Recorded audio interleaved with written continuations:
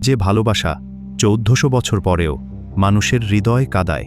বিয়ের পর নবীজি ও খাদিজা রাদিয়াল্লাহু আনহার ঘর ভরে উঠল শান্তি আর ভালোবাসায়। খাদিজা রাদিয়াল্লাহু আনহা সবসময় নবীজির সম্মান আর অনুভূতির খেয়াল রাখতেন। নবীজিও খাদিজা রাদিয়াল্লাহু আনহাকে গভীরভাবে ভালোবাসতেন আর অত্যন্ত সম্মান করতেন। খাদিজা রাদিয়াল্লাহু আনহা কখনো নবীজিকে কষ্ট দেননি, সবসময় তার পাশে ছিলেন। নবীজিও খাদিজা রাদিয়াল্লাহু আনহা জীবিত থাকা অবস্থায় আর কোনো স্ত্রী গ্রহণ করেননি। এভাবেই তাদের সংসার হয়ে উঠেছিল ভালোবাসা আর বিশ্বাসের উদাহরণ। কিন্তু ধীরে ধীরে মক্কার অন্যায় নবীজির হৃদয়কে কষ্ট দিতে লাগল। মূর্তি পূজা, অত্যাচার আর মানুষের গুনাহ দেখে তিনি নীরব হয়ে যেতেন। তখন নবীজি একাকী নির্জনতা পছন্দ করতে শুরু করলেন।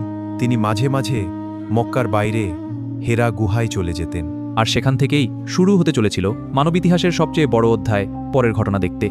নবীজিকে যারা সত্যিই ভালোবাসেন কমেন্টে ভালোবাসা প্রকাশ করুন, বেশি বেশি শেয়ার, ফলো এবং সাবস্ক্রাইব করুন।